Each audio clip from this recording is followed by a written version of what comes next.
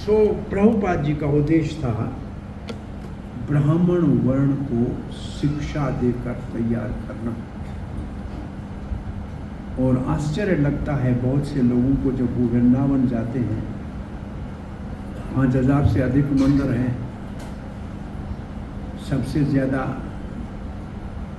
लोग जहाँ दर्शन करने जाते हैं बांके बिहारी हो या राधा वल्लभ हो, और हमारा इस्कॉन का मंदिर उसी पहली श्रेणी में आता है।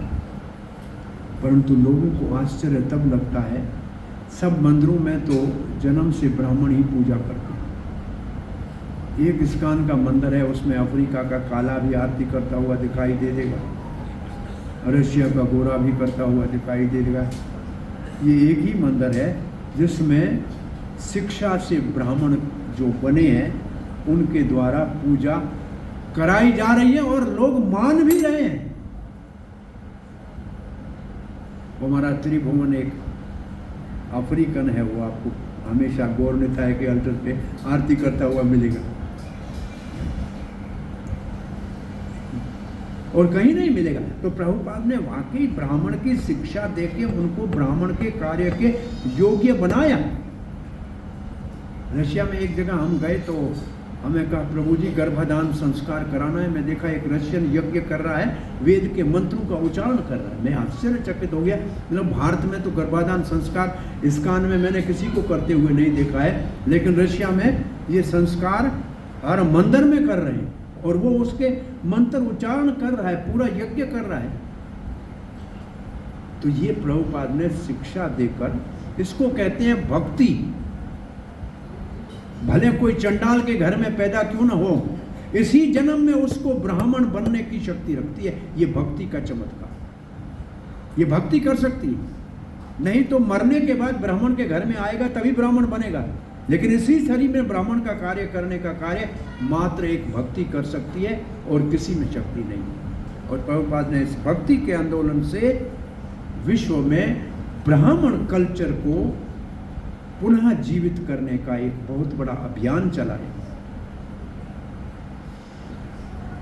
अब आवश्यकता प्रभुपाद जी की थी ये कि अगर हम और थोड़ा समय जिए तो हमारे को क्षत्रियों को तैयार करना है। और प्रभुपाद के होते हुए अमेरिका में एक पार्टी बनाई थी, इन गॉड वी ट्रस्ट। एक पॉलिटिकल पार्टी बनाई थी क्षत्रियों की, डॉलर के ऊपर लिखा होता है इन गॉड वी ट्रस्ट। और उस नाम से एक पॉलिटिकल पार्टी बनाई थी जो इलेक्शन में लड़ा भी था। प्रभुपाद चाहता था, प्रभुपाद जी की ये इच्छा थी कि हमारे भक्तों में कोई क्षत्रिय वर्ण का हो जो आगे चल के राजा बने और पूरे देश को धर्म के मार्ग के ऊपर ले चले। ऑस्ट्रेलिया में एक पॉलिटिकल पार्टी बनाई थी, लेकिन सफलता उस समय नहीं हो पाई थी। 2 जगहों पे राजा क्षत्रिय ट्रेनिंग का भी प्रभुपाद ने प्रयास किया था, लेकिन अभी तक इसमें सफलता नहीं मिली। अब तो बहुत ज़्यादा समाज कृष्ण भावना के भक्तों का हो गया है। ये भी प्रभुपाद की जो इच्छा है कि भविष्य में हमारे को कुछ हमारे राजनेता भी हमारी संस्था के होने चाहिए जो तिलक लगाकर असेंबली में जाएं, विधानसभा में तिलक लगाकर धोती पहनकर जाएं और आगे भगवान श्री चैतन्य महाप्रभु की कृपा हो कृष्ण की, तो स्कूल कॉलेज में वो कभी मंत्री बन जाए शिक्षा का और भगवत गीता अनिवार्य कर दे के सबको पढ़ना आवश्यक है, कंपलसरी है। ऐसा आवश्यकता है इस देश के अंदर ये कार्य करने की। मुश्किल है परंतु असंभव नहीं है। प्रभुपाद जब इतना संभव करके दिखा के गए हैं कि एक वृद्ध व्यक्ति 12 साल में एक आध्यात्मिक आंदोलन स्थापित कर सकते हैं और उनको ब्राह्मण क्या उनको दीक्षा गुरु बनाया और आज हमारे भारतीय उनसे दीक्षा ले रहे हैं। इसका मतलब ये प्रमाणित तो हो चुका है। बाहर के पाश्चात्य के बहुत सारे गुरु हमारे पास हैं और वो प्रभुपाद की ट्रेनिंग से ट्रेन है और उनसे भारतीय मूल के भले ब्राह्मण के घर में जन्म लिए हुए भी उनसे दीक्षा ले रहे हैं। इसका अर्थ है कि हमें भविष्य में इसकी आवश्यकता है। और ये भी आज जान लो कि आगे आएगा कि ब्राह्मण से ऊपर वैष्णव है। और ये जो प्रभुपाद क्षत्रिय बनाना चाह रहे थे, वैश्य बनाना चाह रहे थे, ये वैष्णव हैं सारे। और ये सारे भगवत तत्व को जान सकते हैं। ये शूद्र भी जान सकता है। भाई मंदिर में झाड़ू लगाने वाला भी तो चाहिए,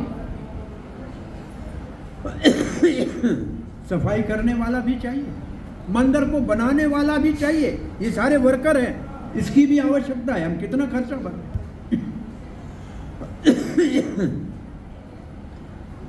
अच्छे वैष्णव की अच्छे वैष्णव की जरूरत है जो बिजनेस करें और बिजनेस में भगवान का भाग रखें और भगवान के मंदिर उन वैष्णव के भगवान की प्रति जो भाग है उससे चलने चाहिए। ये है भारतीय अर्थव्यवस्था। भारतीय आध्यात्मिक अर्थव्यवस्था ये है कि सारे मंदिर वैष्णव के द्वारा व्यापार में भगवान का एक भाग रखा होता है, उससे चलते हैं। बाहर जाने की जरूरत नहीं है साधु महात्मा को पैसा मांगने के लिए, नहीं, अपने आप लोग दे के जाते हैं। ये सारी शिक्षाएं आवश्यक हैं कृष्ण भावना में। और हम इसमें अभी तक भी लेगिंग बिहाइंड है। इसकी बहुत ज़रूरत है। ये कार्य किसी को करना पड़ेगा। प्रभुपाद लिखते हैं जब तक कोई ब्राह्मण प्रमाणित नहीं होगा वो तभी हो सकता है जब सत्वगुण में हो। जो सत्वगुण में नहीं है वो क्षत्रिय वैश्य शूद्र या उससे नीचे हो सकता है।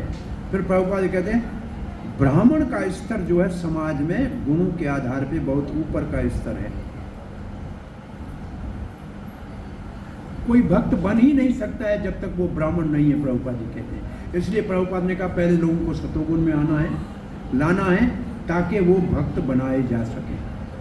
सत्वगुण में आने के लिए सात्विक आहार चाहिए, सात्विक व्यवहार चाहिए।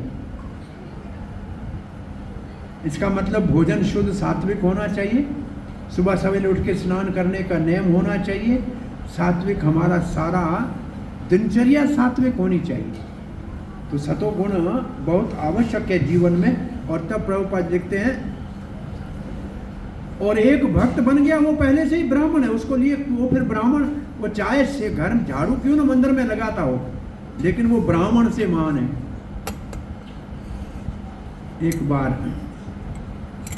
टीकारी की रानी बिहार की वृंदावन में आ रही थी। टीकारी कवालों का मंदिर भी है। तो वो पालकी में, पुराने ज़माने में स्त्रियां, जो प्रभुपाद लिखते हैं कि वो हमारे वक्त में जो कुलीन घराने की स्त्रियां थी वो पालकी के अंदर जाती थी। एक घर से दूसरे घर में भी पालकी में उठाए के ले जाया जाता था। तो वो पालकी में आ रही थी। वृंदावन में झाड़ू लगा रही थी एक मैत्राणी, वृंदावन का रज की सेवा कर रही थी। तो सामने से सेवक कह रहे थे हटो हटो, टीकारानी की रानी आ रही है, हटो, रानी साहब आ रही है। ये मैत्राणी ने झाड़ू उठाया, बोला ये रांड कौन सी यहाँ रानी आ गई? अरे यहाँ तो 4 रानियां हैं, ये 5वीं कहाँ से आई? रानी ने सुना, पालकी नीचे रखाई, उतरी, बोला देवी कौन सी यहाँ रानियां हैं? बोला राधा रानी है यहाँ पहली। बोला दूसरी? बोला जमुना महारानी।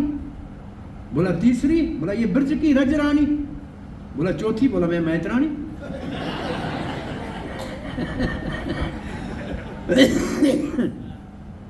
इसका अर्थ ये है कि ब्रज में झाड़ू लगाने वाली भी बाहर की रानी से महान होती है।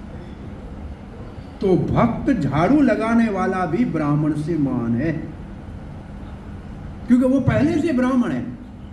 जो वैष्णव हो गया उसमें ब्राह्मण समाया हुआ है। तो ये प्रभुपाद जी का कहना है कि ये तो आवश्यक अपनी जगह पे है, लेकिन ब्राह्मण हाँ, शुद्ध वैष्णव जो है वो दिव्य स्तर है, वो मुक्त स्तर है, ये ब्राह्मण से भी उच्च स्तर है। ब्राह्मण सतोगुण में है, सतोगुण फिर भी तो भौतिक गुण ही तो है ना, इसका मतलब वो दिव्य स्तर तो नहीं है, परंतु वैष्णव तो सतोगुण से ऊपर है, शुद्ध सतोगुण में है, और ये शुद्ध सतोगुण में ही भगवत विज्ञान हो सकता है। मात्र ब्राह्मण को ज्ञान हो सकता है, विज्ञान नहीं हो सकता, क्योंकि मात्र सतोगुण में ज्ञान होता है। सतो संजायते ज्ञानम, सतोगुण की संज्ञा है ज्ञान, विज्ञान नहीं है। और इसीलिए चैतन्य महाप्रभु ने रामानंद राय को कहा था कि वर्ण आश्रम तीनों गुणों के अंतर्गत है, इसलिए ये दिव्य नहीं है। इससे आगे बोलो। अब श्रील प्रभुपाद जी लिखते हैं, भले कोई ब्राह्मण है तो एक ब्राह्मण की परिभाषा है ब्रह्म जानाति इति ब्राह्मण, जो ब्रह्म को जानता है वो ब्राह्मण है। वो भले ब्रह्म को जानता हो, ब्राह्मण हो, परंतु अभी भी वो भगवान को नहीं जानता। ब्रह्म पहला स्तर है भगवान को जानने का, उसके बाद परमात्मा और फिर भगवान है। ब्राह्मण हो, ब्रह्म को जानता हो, फिर भी भगवान के तत्व के विज्ञान को नहीं जानता, बहुत मुश्किल है। हम सरल एक उदाहरण देते हैं। प्रभुपाद जी कहते थे ब्रह्म परमात्मा और भगवान की तुलना उदाहरण से देते हैं सूर्य का प्रकाश, सूर्य का गोला और सूर्य मंडल में रहने वाले सूर्य देवता। ब्रह्म है सूर्य के प्रकाश के समान, परमात्मा है सूर्य के गोले के समान, और सूर्य देव है भगवान के समान। अब मैं आपसे पूछता हूं, सूर्य के प्रकाश को कोई अंधा नहीं हो, श्री राधा गोपीनाथ की जय। अगर कोई आंखों से अंधा नहीं हो उल्लू की तरह, तो सूर्य का प्रकाश तो सबने देखा हुआ है ना। हाँ भाई, बच्चा भी कह सकता है दिन है क्योंकि प्रकाश है। इसका मतलब ब्रह्म को जानना इतना मुश्किल नहीं है, बच्चा भी जान सकता है। ब्रह्म को जानना इतना मुश्किल नहीं है, सूर्य के प्रकाश को सब जान सकते हैं। सूर्य को देखना उगा था आज। आप में से कितने लोगों ने सूर्य को देखा है?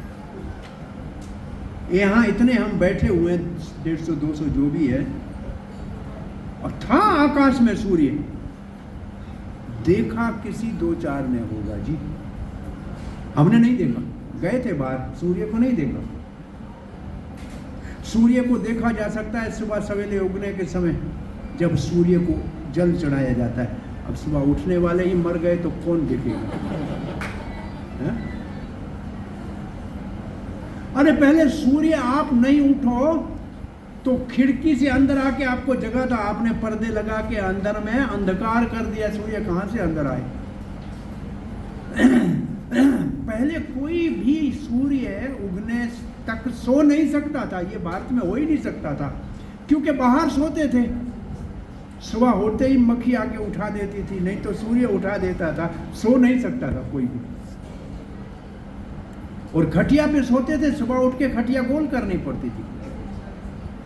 अब हम कमरे बंद में सोते हैं, खिड़की दरवाजे बंद करते हैं, पर्दे लगा लेते हैं, कहीं सूर्य अंदर ना आ जाए, हमको जगा न दे दे। तो हम देखना ही नहीं चाहते इसका अर्थ, हम तो अंधकार में रहना चाहते हैं। इसको तो कहते हैं तमोगुण। प्रायः हम सब तमोगुण के लवर हो गए हैं, अंधकार से प्रेम करने लग गए। ऐसी परिस्थिति हमारे चारों ओर दिखने को मिलती है। अब फिर भी कोई प्रयास, अब रात को आपको सूर्य को देखना है तो कितना भी खर्चा करो, या तो 50,000 रुपया खर्च करके यहाँ से टिकट दो, अभी इंग्लैंड जाओ तो सूर्य दिखेगा? उससे पहले तो नहीं दिख सकता ना, यहाँ तो भारत में तो नहीं देख सकते ना। इसका अर्थ है कि परमात्मा को देखना आपकी मर्जी के ऊपर नहीं है, उसकी जब कृपा हो तभी देख सकते हो। भले पड़ा है आपके दिल में, आप सबके हृदय में परमात्मा है, देखा है क्या किसी ने? नहीं ना। ऐसे सूर्य आकाश में था लेकिन देखा नहीं, रात को दिखेगा नहीं। उसको देखने के लिए एक तो समय देना पड़ेगा, समय से उठना पड़ेगा, और मात्र सुबह ही देखा जा सकता है, या राइजिंग सन को या सेटिंग सन को देखा जा सकता है। दोपहर में के सन को ऐसे कोई नहीं देख सकता, आंखें अपने आप बंद हो जाएंगी। इसका मतलब परमात्मा को देखना है तो योग का अभ्यास करना पड़ेगा, एकाग्रचित होकर अंदर में परमात्मा को देखना पड़ेगा, लेकिन देखा जा सकता है। परंतु कोई एक भी व्यक्ति ऐसा ये मानने को तैयार है कि इस आग के गोले सूर्य में जो इतनी दूर से इतनी गर्मी यहाँ पहुंचाता है, उसके अंदर कोई व्यक्ति रहता है जिसका नाम है विवस्वान। उसको सूर्य नारायण कहते हैं, आदित्य कहते हैं, उसको भास्कर कहते हैं, उसके 12 नाम हैं, उसका रथ है, उसके घोड़े हैं। हनुमान को उसने 1 वर्ष तक दिव्य ज्ञान दिया। गोकर्ण ने उसने भागवत कथा से धुंधकारी की मुक्ति का मार्ग बताया। ये सब शास्त्र में लिखा हुआ है। और भगवत गीता कहती है, कृष्ण कहते हैं पहले मैंने भगवत गीता का ध्यान सूर्य देव विवस्वान को दिया, और उसका बेटा है शनिदेव, उससे सब डरते हैं। शनिदेव सूर्य का बेटा है, इसलिए कृष्ण के भक्त बन जाओ। शनिदेव कृष्ण का साला है, क्योंकि जमुना भी कृष्ण सूर्य की पुत्री है। सूर्य की पुत्री जमुना है, जमुना का भाई शनिदेव है। कृष्ण के भक्त हो जाओगे तो भगवान का साला है, आपका कोई कुछ नहीं बिगाड़ेगा, शांति से रह सकते हो, मुश्किल कुछ नहीं है, भक्त बन जाओ। ये पुत्र है सूर्य की, ये विवस्वत मनु सूर्य का पुत्र है, जो देवताओं के डॉक्टर हैं दोनों। अश्वनी कुमार सूर्य के पुत्र हैं, उसकी 2 पत्नियां हैं, संज्ञा और छाया। एक कोई विश्वास करेगा क्या? किसी से पूछो जाके, एक गोले के अंदर कोई रहता है, सूर्य रथ के ऊपर चलता, कोई विश्वास करेगा? बहुत मुश्किल है कि नहीं है ये मानना। ऐसे भगवान को मानना मुश्किल है। ब्रह्म को मानना आसान है, परमात्मा को जानने के लिए प्रयास करोगे तो हो जाएगा, लेकिन भगवान के तत्व का विज्ञान आसान नहीं है। कौन मानेगा कि सूर्य के अंदर कोई व्यक्ति है? लेकिन मात्र शास्त्र के आधार पे ये माना जा सकता है, मात्र शास्त्र के आधार के ऊपर या अनुभूति से, और कोई रास्ता नहीं है इसको मानने का। इसलिए प्रभुपाद जी कहते हैं भगवत तत्व को जानना ब्रह्म जानने वाले के लिए भी संभव नहीं है।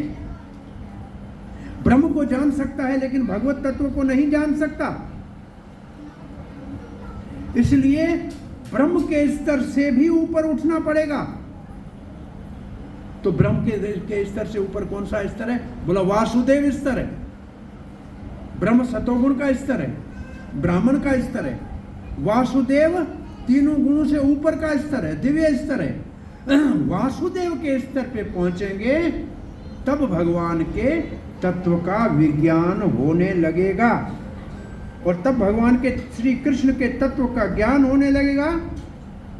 इसलिए प्रभुपाद जी कहते हैं ये कृष्ण तत्व का विज्ञान पोस्ट ग्रेजुएट स्टडी है, ये पोस्ट ग्रेजुएट स्टडी है। ये ब्रह्म के स्तर से ऊपर का स्तर है। पोस्ट ग्रेजुएशन को क्या कहते हैं हिंदी में?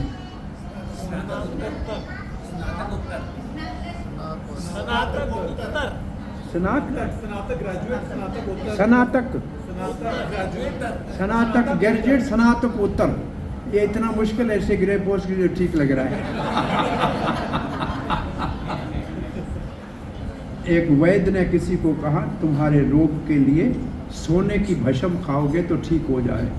उसने बोला सोने जितने पैसे होते तो ये बीमारी नहीं होती। वो नहीं है तब बीमार हुआ हो।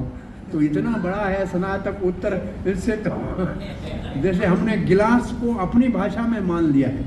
अंग्रेजी है गिलास का शब्द, भाई हमने अपनी भाषा में उसको मान लिया है। अब उसके लिए हिंदी शब्द क्या बनाएंगे गिलास के लिए? हाँ, इतना मुश्किल होगा कि कहने के लिए जन्म लेना पड़ेगा।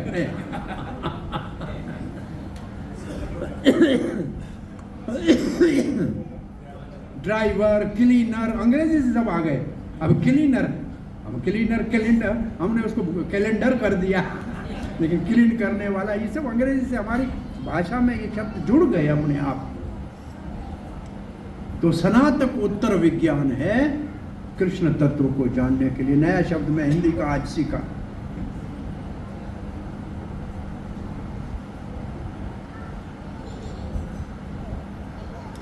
ये मूर्खों का, अज्ञानियों का लक्ष्य नहीं हो सकता। वो तो कृष्ण के विषय में अपनी अलग अलग धारणाएं, लोग वो धारणाओं की मान्यता अपने अंदर रख के बैठे हैं। वो कृष्ण तत्व के विज्ञान को नहीं जान सकते। द फैक्ट इज, प्रभुपाद कहते सत्य तो ये है कि कोई वही एकमात्र भगवान तत्व के विज्ञान को जान सकता है जो भौतिक प्रकृति के तीनों गुणों के प्रभाव से मुक्त हो चुका है। इसको कहते हैं संघर्ष मुक्त संघर्ष जायते, प्रकृति के तीनों गुणों के प्रभाव से जो मुक्त हो चुका है। जब कोई क्वालिफाइड ब्राह्मण वैष्णव हो जाता है तो उस स्थिति में वो भगवान के तत्व को, विज्ञान को जान सकता है। और जब ये तत्व का ज्ञान जान लिया तो तीन काम कौन से होंगे, ये कथा कल सुनेंगे। यहाँ आज की कथा को विराम देते हैं। हरे कृष्ण। किसी को कोई प्रश्न जिज्ञासा है? हाँ, दो हाथ ऊपर है, बोलिए।